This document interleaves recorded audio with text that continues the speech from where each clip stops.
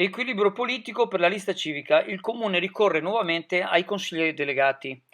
Il sindaco Mauro Armelau valorizza la lista civica Chioggia protagonista, conferendo importanti deleghe speciali ai suoi consiglieri: Francesca Donà, Davide Vianello, Marcellina Segantin e Riccardo Griguolo.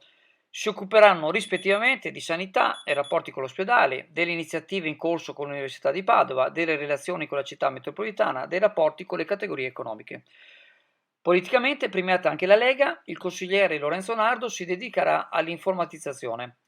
Competenti nelle materie assegnate, pertanto in grado di fornire ragguagli utili, contribuiranno anche allo snellimento degli iter.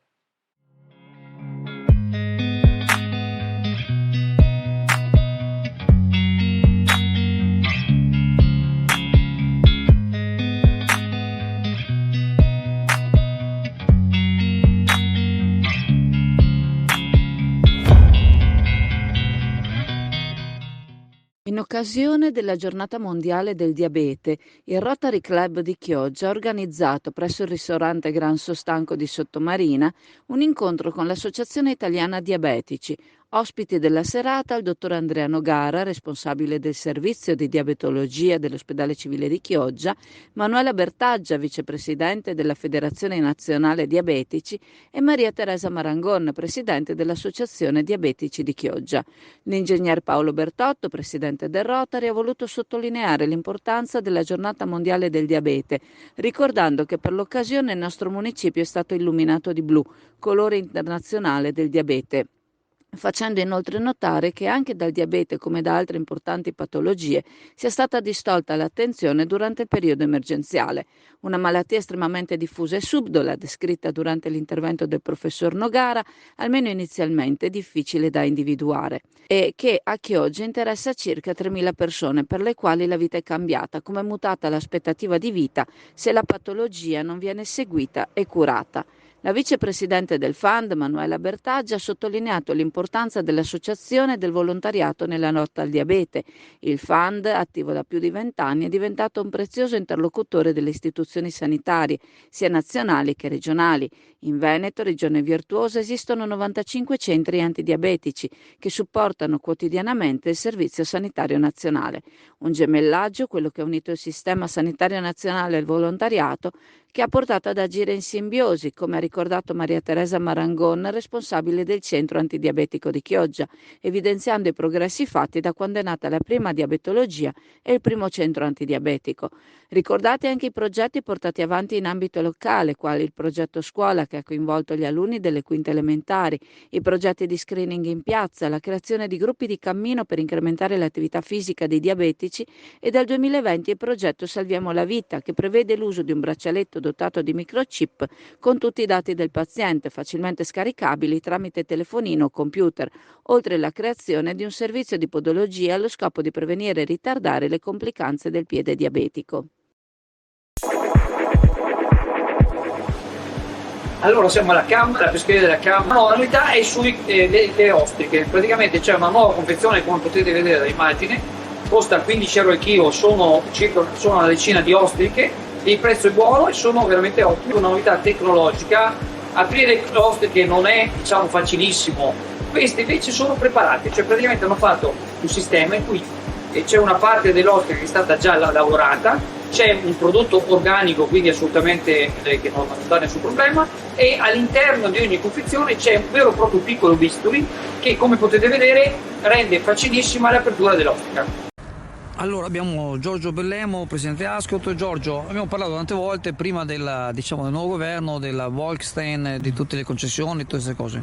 Sono passati molti mesi, adesso il governo è insediato, ci sono tutti i ministri, i sottosegretari, c'è tutto. Va bene che adesso stanno facendo la COP27. Sì. No, Andrea, abbiamo già fatto questo ragionamento. Ovviamente in teoria le condizioni migliori ci sono oggi, lo dico sempre al di là di un giudizio ideologico, se vuoi anche. Non c'è dubbio che il centrodestra ha dimostrato un'attenzione alla questione Bolkestein in maniera molto più preminente di altre realtà politiche. Dopo però, al di là dell'attenzione, questa deve essere tradotta anche in atti conseguenziali. Ti ricordi che oggi a Venezia c'era una conferenza stampa organizzata dalla Presidente del Sindaco della Conferenza del Sindaco della Costa Veneto, per presentare il regolamento d'uso del demanio marittimo da applicarsi in tutti i comuni della costa veneta. A questo incontro il sindaco di Chioggia non ha partecipato.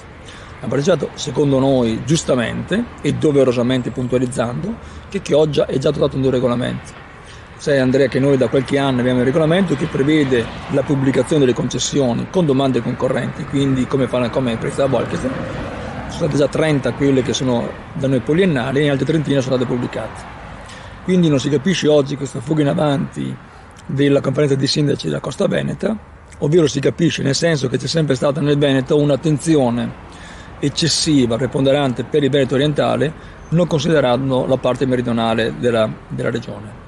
Forse dà fastidio il fatto che Chioggia è stato il primo comune del Veneto a dotarsi di un regolamento che funziona molto bene.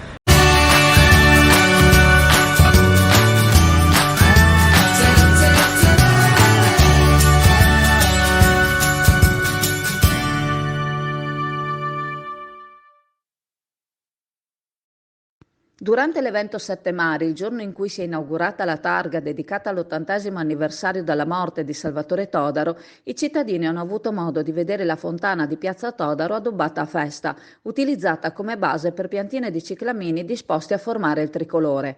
Alle persone la nuova sistemazione era piaciuta, tanto che in molti sono rimasti delusi che le piantine al termine della cerimonia fossero state tolte. Nelle poche ore che erano rimaste esposte prima della cerimonia, i soliti che si ritengono furbi ne erano riusciti a sottrarre più di qualcuna, c'è giunta voce di una quarantina, e anche da questo era dipesa la decisione di salvaguardarle togliendole per usarle in un altro momento. Però a ben guardare, utilizzare le fontane pubbliche in cui non viene fatta scorrere l'acqua per vari motivi come pezza di giardino non è una cattiva idea, piuttosto che vedere queste buche lasciate vuote e inutili, averle adibite ad aiuola non sarebbe un'idea da scartare a priori. Non con piantine in vaso che sarebbero una tentazione troppo forte per le manoleste che si ritengono furbe nel rubare piantine da pochi centesimi, ma con piante collocate su terra sperando che durino di più.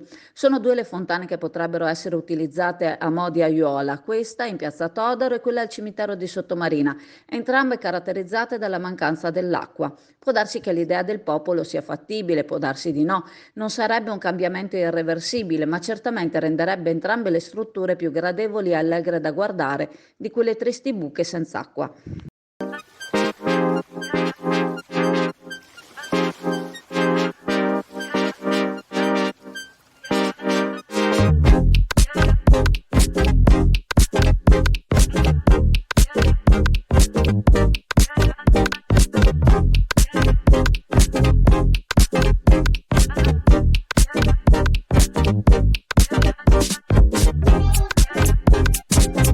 Secondo la vicepresidente della Regione Veneto, assessore alle infrastrutture e trasporti Elisa De Berti, si cominciano a vedere i risultati delle sinergie messe in atto tra Regione, Porto e i ministeri.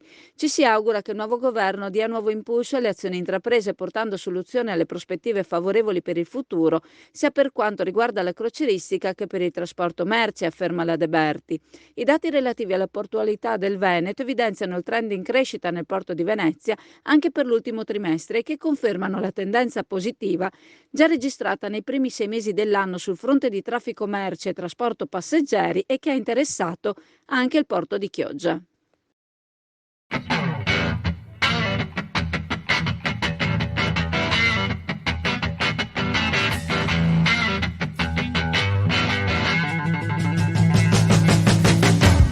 Mille Note, un nuovo ristorante a Borgo San Giovanni di fronte a Eurospar. Aperto per pranzo, specialità al pescato del giorno, dal mare alla tavola, ma per chi preferisce è disponibile anche il menù a base di carne. Buon pranzo al Mille Note!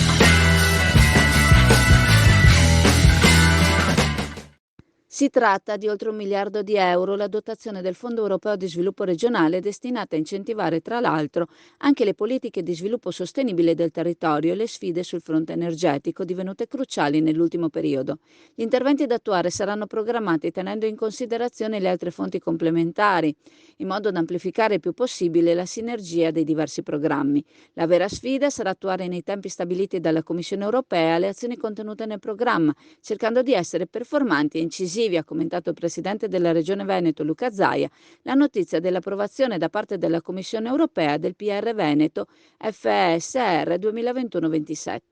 Le risorse sono suddivise in oltre 500 milioni di euro per misure volte a sviluppare e rafforzare le capacità di ricerca e di innovazione, digitalizzazione, crescita sostenibile e competitività delle piccole e medie imprese, in 300 milioni destinati all'efficientamento energetico dei settori pubblico e privato e a quegli interventi volti a mettere in sicurezza il territorio dal punto di vista sismico, idrogeologico e di gestione del ciclo dei rifiuti. Le restanti risorse destinate a infrastrutture per migliorare l'accesso alla formazione, a promuovere l'inclusione sociale e l'innovazione sociale e a sostenere le strategie di sviluppo sostenibile nelle aree urbane e nelle aree interne. Tra queste sono importanti anche le risorse che potranno essere investite nello sviluppo sostenibile delle città e dei comuni. Si tratta di 166 milioni di euro per affrontare le sfide economiche, ambientali, climatiche, demografiche e sociali delle aree urbane.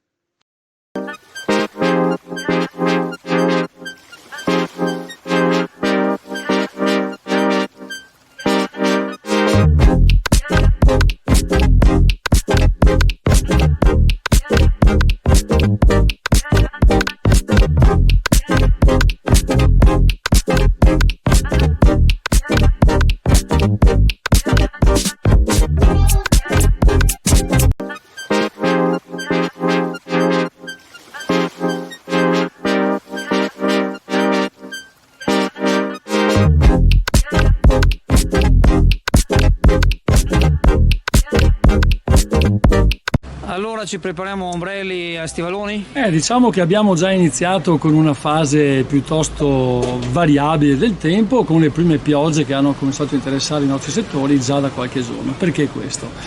Perché il flusso atlantico ha iniziato a muovere come non faceva da circa 14 mesi verso il Mediterraneo. L'alta pressione africana si è ritirata nelle sue posizioni, c'è un blocco alto pressorio sulle regioni del nord Europa e naturalmente questo crea un corridoio di perturbazioni che il vortice perturbato islandese, che è quello che poi porta effettivamente l'inverno sulle nostre zone, riesce a trasportare queste perturbazioni fino a ridosso, diciamo, del Mediterraneo. Avremo cieli piuttosto nuvolosi per buona parte anche del fine settimana, un po' migliore domenica a quanto visto, ma noi diciamo che portiamo l'attenzione sulla giornata di martedì, dove dovrebbe transitare la perturbazione più intensa probabilmente degli ultimi 7-8 mesi, se quelli che sono, diciamo, i modelli verranno poi affiancati dalle prossime emissioni modellistiche. Andando un pochino sul concetto, abbiamo questa perturbazione atlantica, nord atlantica, sospinta da venti molto forti di estrazione artico-polare marittima. Quindi cosa vuol dire? La perturbazione arriva dal Mediterraneo sospinta da venti molto freddi in quota, i quali da una parte porteranno molto maltempo su buona parte dello stivale italiano e dall'altra anche un forte abbassamento di temperature. Quello che ci interessa è che questa perturbazione, entrando in un mare così caldo, creerà le condizioni per un vortice ciclonico molto profondo, che attualmente alcuni modelli vedono addirittura sui 985-981 millibar. Un vortice così profondo sul Mar Ligure e Alto Tirreno significa venti tempestosi a regime ciclonico, quindi quello che interessa a noi sono i forti venti di Bora che sospingeranno poi la perturbazione a muovere verso est. Venti molto forti di questo tipo insisteranno per buona parte della mattinata fino al pomeriggio di martedì, proprio nel momento in cui noi avremo il picco mareale verso le 10, picco mareale che sarà molto molto sostenuto, quindi porre molta attenzione e prepararsi all'evento. Poi capiremo naturalmente come il centro previsioni maree muoverà le previsioni nei prossimi giorni. Quindi diamo già l'allerta in sostanza. Ecco. Avremo una giornata molto molto perturbata fin dalla nottata sul lunedì, con forti piogge in buona parte d'Italia. Il lato tirrenico e il Friuli Venezia Giulia saranno le zone più esposte, dove avremo eventi piuttosto consistenti e ahimè anche un pochino pericolosi, visto l'insistenza del vortice stesso. Vortice che si colmerà entro la serata di martedì, poi portando già una giornata discreta mercoledì. Ovviamente questo passaggio farà da apripista a correnti molto fredde e un forte abbassamento delle temperature. Rimanete aggiornati per i prossimi aggiornamenti a tutti. Grazie, ciao. Grazie a te. Ciao.